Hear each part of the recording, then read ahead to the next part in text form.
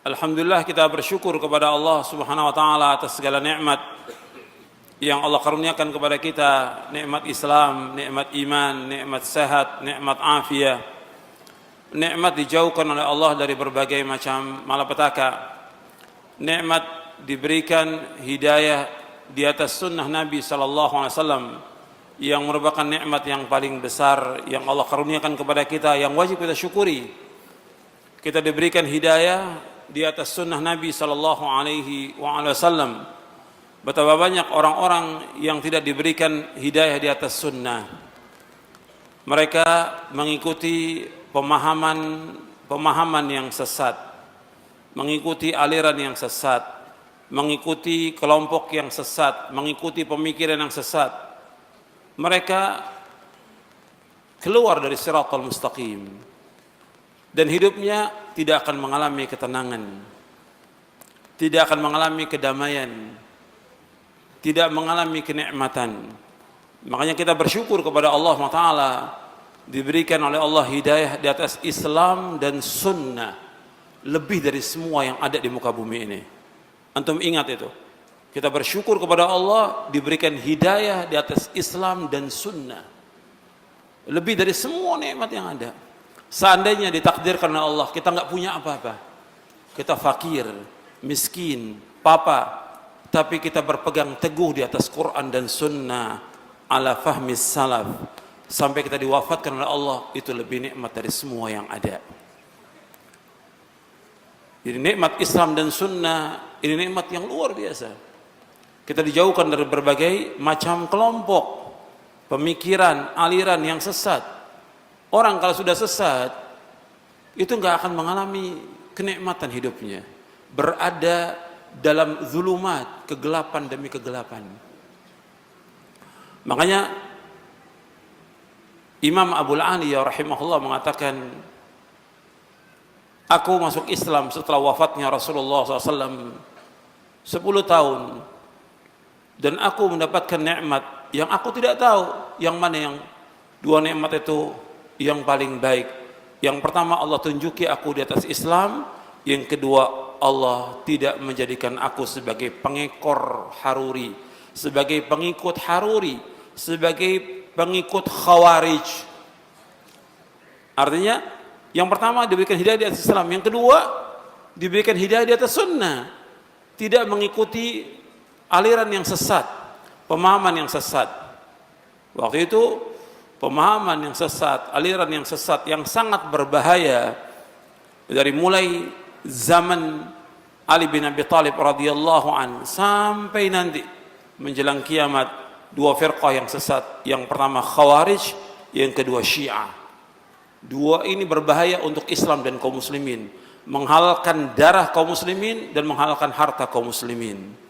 Makanya kita bersyukur kepada Allah diberikan hidayah di atas Islam dan sunnah. Ini harus terus kita ingat ini, nikmat ini, supaya terus kita bersyukur kepada Allah, agar kita terus berpegang di atas Islam dan sunnah, supaya kita istiqamah. Yang ini yang kita akan bahas, istiqamah di atas sunnah Nabi SAW. Betapa banyak orang-orang yang diberikan hidayah di atas sunnah kemudian melesat keluar. Bukan mustahil orang-orang yang tadi diberikan hidayah kemudian dia sesat. Karena apa? Ya faktor hawa nafsu, faktor kebodohan karena dia tidak menuntut ilmu lagi, atau faktor godaan syaitan, atau faktor teman-teman yang jelek dan jahat, atau faktor dunia dan fitnah syahwat dan fitnah syubuhat yang menyesatkan dia dari jalan Allah SWT. Karena itu ikhwani fiddin, na'azakumullah, kita bersyukur kepada Allah diberikan hidayah di atas Islam dan sunnah. Dan ini terus saya sering ulangi dan harus diulangi ribuan kali supaya manusia bersyukur atas nikmat ini, di atas semua nikmat yang ada, Islam dan sunnah. Kemudian juga kita bersyukur kepada Allah Subhanahu wa taala diberikan oleh Allah Subhanahu wa taala hidayah untuk selalu dan senantiasa menuntut ilmu syar'i. Ini penting. Karena betapa banyak orang-orang yang diberikan oleh Allah kenikmatan dan segala macam, tapi mereka tidak menuntut ilmu syar'i. menganggap dirinya cukup dengan apa yang ada. Padahal nggak cukup. Nuntut ilmu itu wajib. Dan kita sudah hafal semuanya. Talabul ilmi faridatun ala kulli muslimin. Menuntut ilmu itu wajib atas setiap muslim. Wajib atas setiap muslim. Dan menuntut ilmu ini jalan menuju surga. Nabi SAW bersabda, "Wa man salaka tariqan yaltamisu fihi ilman, sahhalallahu lahu bihi tariqan al jannah." Barang siapa yang berjalan untuk menuntut ilmu, maka Allah akan mudahkan jalannya ke surga. Yang kita tempuh sekarang ini jalan menuju ke surga. Ini jalan yang wajib ditempuh oleh setiap muslim dan muslimah. Yang kita ingin cari surga. Makanya ketika ada orang menanyakan kenapa kita menuntut ilmu, kita ingin masuk surga. Makanya wajib menuntut ilmu itu wajib. Dan kita harus meluangkan waktu kita untuk selalu menuntut ilmu syar'i. Supaya kita paham tentang agama. Makanya antum perhatikan ikhwan fiddin, azakumullah, kepada ikhwan dan akhwat yang dimuliakan Allah. Antum perhatikan, antum datang ke sini harus jelas niatnya karena Allah. Niatnya karena Allah, harus ikhlas karena Allah. Kemudian juga perhatikan apa yang disampaikan. Karena kita ingin mendapatkan ilmu yang bermanfaat. Jadi jangan ada yang berbicara, jangan ada yang ngobrol, jangan ada yang main HP, jangan yang lainnya. Tujuan antum datang ke tempat ini untuk talabul ilmi. Majelis ilmu, majelis yang diberkahi oleh Allah. Majelis ilmu, majelis yang dirahmati oleh Allah.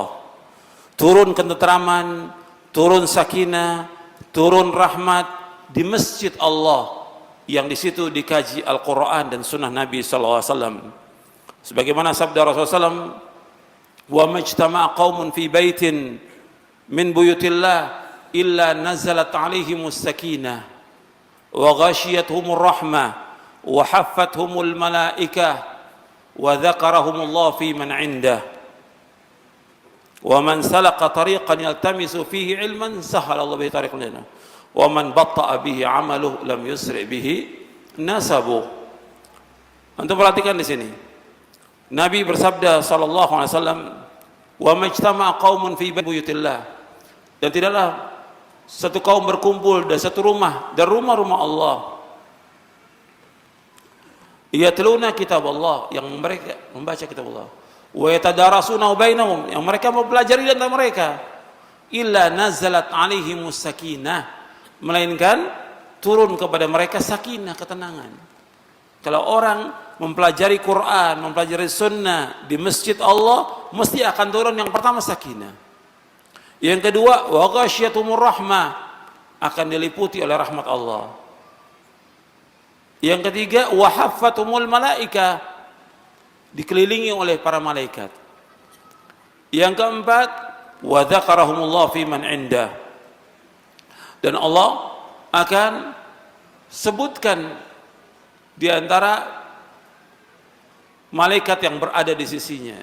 Allah puji, Allah sanjung orang-orang yang menuntut ilmu syar'i.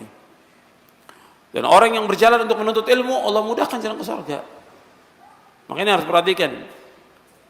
Yang kita perhatikan yaitu kita wajib untuk menuntut ilmu, memahami ilmu ini dan mengamalkannya. Jadi bukan sekedar duduk di majelis ilmu, tapi bagaimana apa yang disampaikan kita paham atau tidak. Sebab dikatakan di dalam Sahih Bukhari di Kitabul Ilmi disebutkan bahwa al-ilmu al-fahmu. Yang dikatakan ilmu itu paham. Ilmu itu paham. Bukan sekedar duduk, kumpul, tapi paham enggak yang disampaikan. Harus paham. Sebab kalau kita paham dengan apa yang disampaikan, maka Allah mengendaki. Sebagaimana Nabi bersabda sallallahu alaihi wasallam dalam hadis yang sahih yang diriwayatkan oleh Imam Bukhari dan Muslim dari sahabat Muawiyah bin Abi Sufyan radhiyallahu anhuma, "Man yuridillahu bi khairan yufaqihu fid din." Barang siapa yang dikehendaki Allah kebaikan padanya, Allah berikan dia pemahaman tentang agama. Jadi kita harus berusaha bagaimana memahami apa yang disampaikan. Makanya niatkan ikhlas karena Allah. Tujuan kita ke sini untuk ngaji, untuk nuntut ilmu, untuk memahami apa yang disampaikan supaya dapat yang bermanfaat. Jangan ngobrol. Jangan ngobrol. Saya ingatkan, jangan ngobrol, jangan main HP. Bahwa kita datang ke tempat ini untuk mendapatkan ilmu yang bermanfaat. Sebab ilmu yang bermanfaat itu yang kita minta setiap hari. Doa Nabi SAW setiap selesai sholat subuh, Allahumma inni as'aluka ilman nafi'a wa rizqan tayyiba wa amalan mutaqabbala. Ya Allah, aku mohon kepada Engkau ilmu yang bermanfaat, rezeki yang halal, dan amal yang diterima. Yang kita mohon kepada Allah ilmu yang bermanfaat. Kalau kita datang dari tempat yang jauh, nggak dapat ilmu, rugi kita.